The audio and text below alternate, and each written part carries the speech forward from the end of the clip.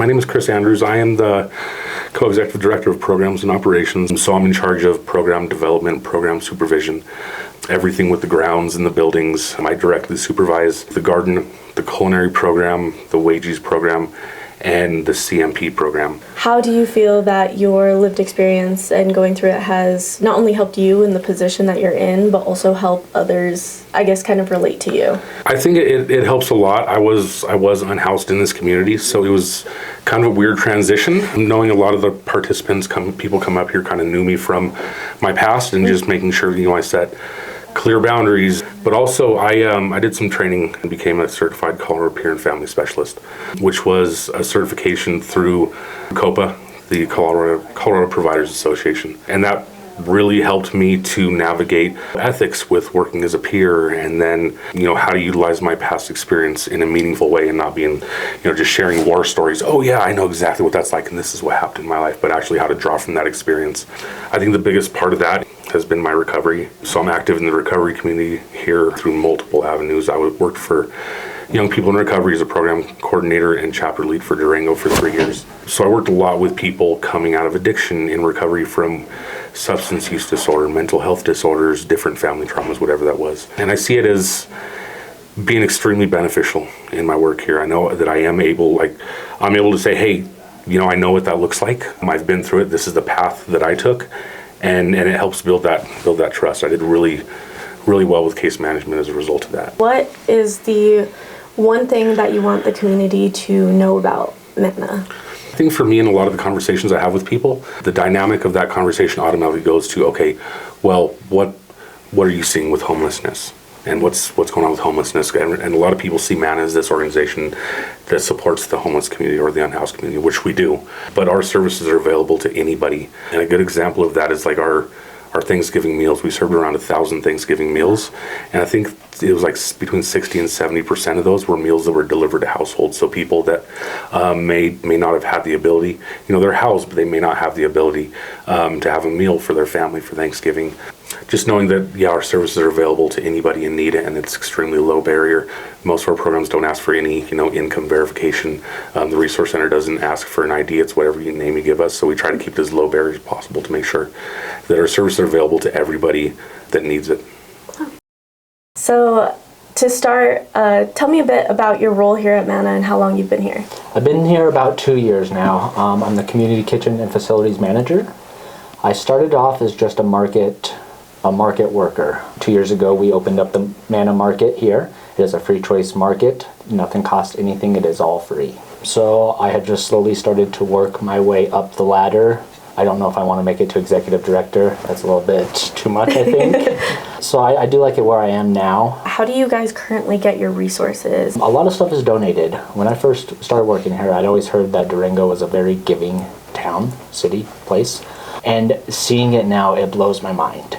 You have Doughworks, you have Starbucks, Walmart, PJ's, Natural Grocers, City Markets, Albertsons, El Moro, Sage, you name it, they donate, which is really nice. So we don't have to totally rely on the government foods, which we do get a lot of as well through Care and Share. So they service the whole southwestern Colorado area, and we get a lot of food from them. I did just receive 14,000 pounds of food on Tuesday. Wow. How long, I guess, does that last you with how many patrons are coming in? So the first and third Tuesday of every month is when we get shipments in. And I have a whole pallet of green beans that's just kind of sitting there. I have a whole pallet of pineapple spears that are going off the shelves pretty quick. So it varies. It kind of depends on what I get. They send me a list of what's available, and then I'm able to kind of choose what I have, what I want, depending on the space I have and the needs that are needed. Cool. What do you feel is the main struggle of regular operations day to day? Meat for a little bit. Last winter, I didn't have much meat. I had to ask a volunteer if they were willing to donate some money so we could get some meat. They are friends with Sunnyside and the Zink family, so through them they were able to donate and knock off price per pound for us. So it helped. It gave us meat for the market as well as meat for the kitchen. We're one of only 2 food banks and soup kitchens in the state of Colorado. The other one's in Colorado Springs. So you're either a food bank or you're either a soup kitchen. And with being both, I got to think about both things. Definitely. What do you feel like are some things or different resources that could help Manna from the community? I mean, you mentioned that Durango is a very giving town. A lot of the businesses that are around are generous enough to give lots of donations, but what do you feel like could really send Manna over the edge?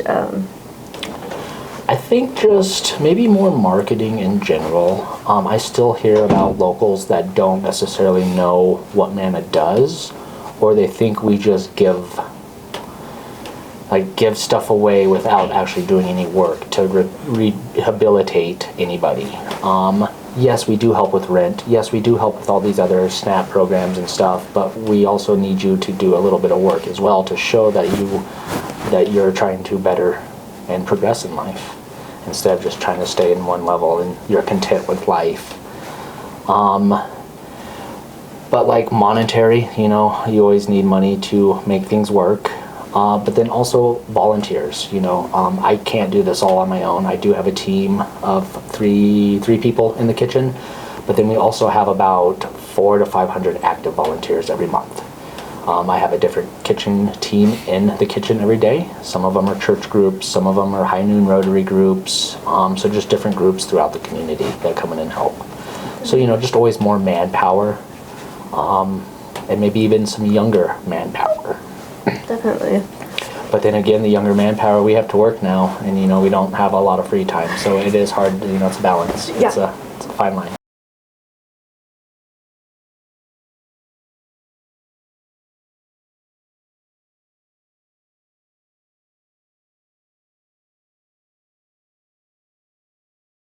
What is your vision for Manna?